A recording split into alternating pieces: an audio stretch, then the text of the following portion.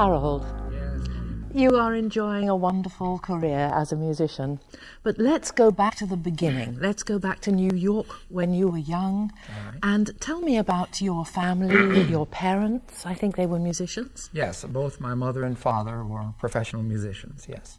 And your mother was a pianist? Played piano, yes. She didn't have much in the way of formal schooling, but learned a lot from my dad. And in fact, Mom had about 6 months of classes on piano. but learned a lot with my father. She had wonderful ears, and what she heard, she learned. They both must have had wonderful ears, Both actually. of them, yes, indeed. Mm-hmm. And you've obviously inherited two wonderful ears Well, from them. yes, you know, when a child comes up in a house where, I don't care what's spoken, English, Chinese, or Spanish, you learn one of them, you know. Yes. And so I learned a lot from listening to Mom and Dad. Right, and was the house full of musicians? Did they have a lot of people they were working with who came to the house? Oh, yes, we had visitors. I had an uncle who played wonderful trumpet, and others that came in, friends that were all musicians. And so I heard a lot of music in my house. There would be jam sessions, and guitarists and bass players that would come by, and I heard a lot of music coming up as a child. So from a very early age you were exposed to it, which is you were so fortunate. Yes. A lot of kids don't have that opportunity, and it is wonderful. And if you have the talent to go with it, you can, you know, go into the profession as you did. But let's go just back to when you were about, I think you started the piano at maybe 6 or 7? Exactly, yes. And you learnt with your father for the first little while? Until I was around 7, and then I received classes with Edwin Coates, who was a graduate of Juilliard. And right there in the Dunbar, right across the street from where we lived on 150th Street in Harlem, New York City. Yes. And he taught you classical, presumably classical for about piano. 10 years I was with Edwin Coates, yes. And classical then? studies. Then after that, excuse me, I went into Juilliard for just about a year. I'm not a graduate of Juilliard, but I had a year of classes in Juilliard after I came out of the Army. Yes. I didn't know you For did 1 in the year, Army. selective service. From 48 to 49, I came out of the Army in 49, and spent a year in the in Juilliard. Studied with Jock Abram, piano. Right. And that was about it as far as formal education is concerned. Yes. Now, did you play when you were in the Army? Oh, yes. Were you with a I band traveled or with a something? soldier show in Oklahoma, Arkansas, Texas. Yes, I played piano. Oh, really? So you got a lot of experience really in that year? Yes, indeed. Oh, that was great. Now, you did, did you, after you were a year at Juilliard, did you come out able to do a recital of classical music, or? Not too much. I didn't play much classical music. I played a lot of jazz in the Army, and when I came out, I continued playing jazz. Not so much classical music. I started making a living, and it wasn't in classical music. There wasn't any call for it, but I was playing more jazz with different groups. Yes. And was that still in New York? Were you playing around New York? In New York, and then Mom and Dad had moved to New Jersey, so I went over and joined them. We lived in Englewood, New Jersey, and so I played a lot in Englewood and surrounding towns, Tenafly, Teaneck, Hackensack, Patterson, playing with different groups, yes. Well, tell me something that has always fascinated me. You have integrated some of your classical training into your jazz life, Yes. your life of jazz. Yes. And you also are very well aware, because you were telling me about it earlier on, that Beethoven and Bach and the great masters, Mozart, all improvised. Yes, indeed, they did. I was reading something in a history book at Stetson University that Beethoven used to astound his audiences with his ability to improvise. And in fact, I've said to my students at Stetson that improvisation is the mother of composition. If you can't improvise, you can't really compose, not in the traditional way that they would compose. So in jazz, we do a lot of improvising, and improvisation is what leads into good composition. And so Mozart, Haydn, and all those could improvise first, and then they would put down what they improvised, and as they would develop various compositional styles. So the improvisation came first, leading into composition, improvisation to composition. And your teaching involves this sort of method. Yes. Tell me how you start with a student, because you've been teaching at Stetson for some 20 years now, 22 years maybe. Well, actually since 1985. Was it 85? About So it's 20 85. years, exactly. Yeah, about 20 years. And during that time you've had many, many students go through your hands. Yes. Well, when you have, say, not the incredibly talented music student, but when you have a normal music student, how do you try to teach them improvisation? What methods do you use? Well, first of all, you want to convince them of the importance of the ear, to hear. and you teach them basic things. They need to know something basic about harmony. Let's say a C chord, an F chord, a G chord, and you might teach them how to improvise just on those 3 chords. Show me, because I'd love to know. If you have, and you limit them to just those 3 chords, and to make up something based on those 3. And not to leave those 3 chords. So you're only involving just the C scale. And you limit them to that. And ask them, just because most of them can all find those 3, of course, you see. Oftentimes, in fact, we've been doing this with the trio. I illustrate this with a Beethoven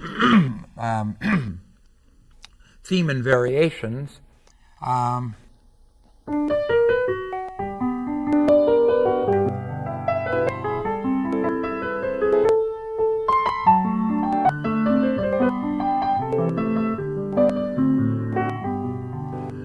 Show the connection with jazz. Pardon me, I'm with this cough. That the masters would have a theme followed by variations. And I'm perhaps not answering your question, but it's that 1-4-5, and then Beethoven.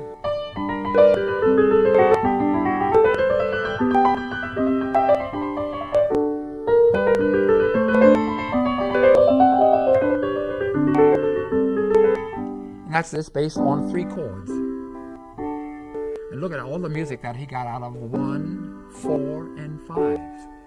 So I show the students that we can take those 3 chords and we can find a tremendous amount of music.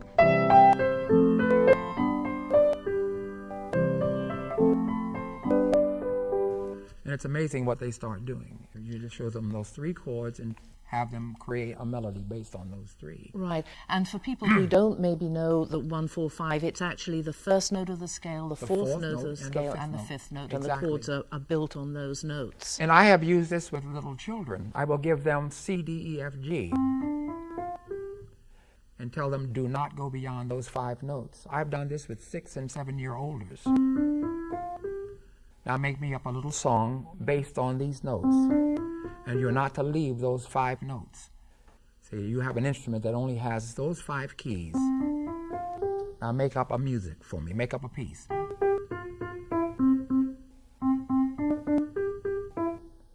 Now you're improvising.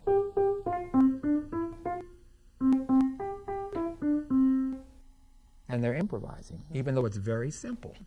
That's what improvisation is. But it can build their confidence, and therefore they can start. And then you give them C and G in the left hand.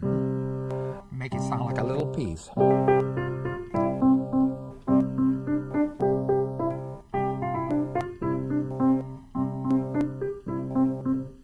Sounds very Irish or Scottish, exactly. Actually. And they have a bagpipe, the drones going. So I do this with kids at Stetson University, and it wins their confidence. Right. Then you go on now, let's add the A, add the B, up to the C, and you have a whole octave. And then you improvise on that. And the joy of actually creating, it's a different joy from playing a piece which is written as Mozart would be in a piece of music, and you play what he wrote. Exactly. You have the joy of the flexibility of being able to create your own, and therefore it changes every time, presumably, when you play according to the day and how you feel and the rest of it. And then you can introduce a flat.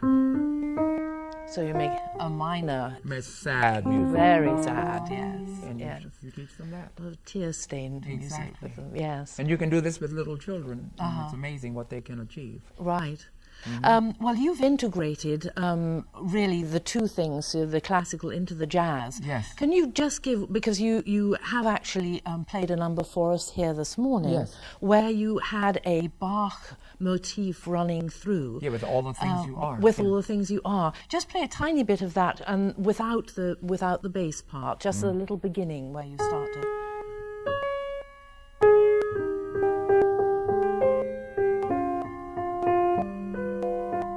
Let's take that much. Right.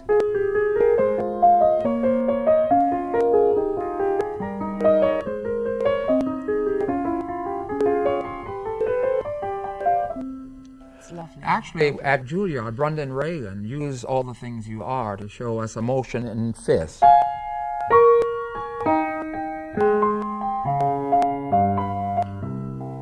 So he's the one that brought this to our attention, how we can illustrate how this is emotion in fifths, and it's easy to do something in the style of Bach with this piece. The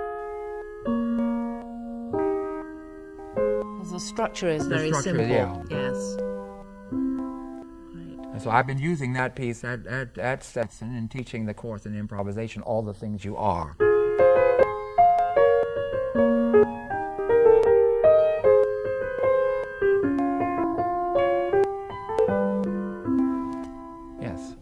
Now, tell me something else, because you, very often when you meet a jazz player, they play totally by ear. Mm-hmm. And you are not one of those people, because you're a composer, mm-hmm. you're an arranger, you obviously have a very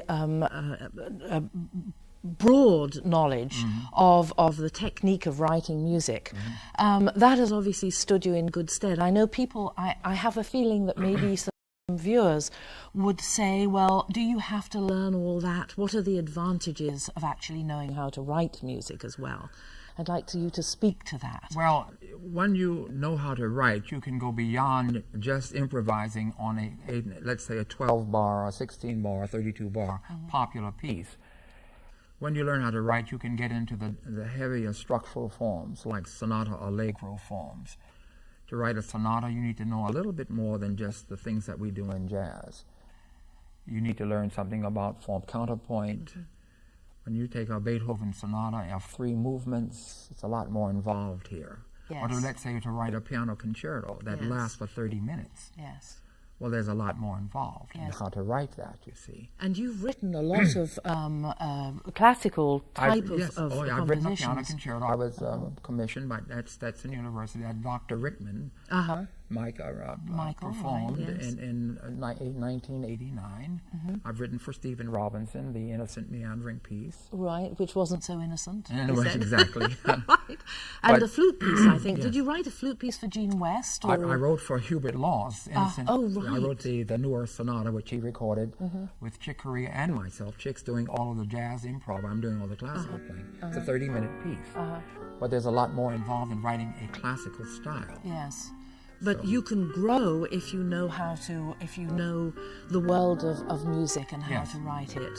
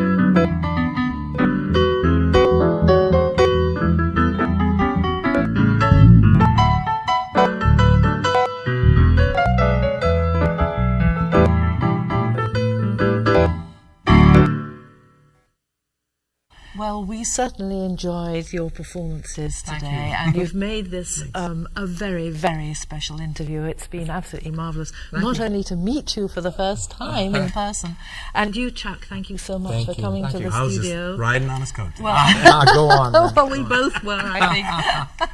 Anyway, Fantastic. thank you. Great to see you, and come back anytime you want to. We'll look forward to doing that. Right. Thank you. Okay, thank you. Okay, shall we play out? I already packed up.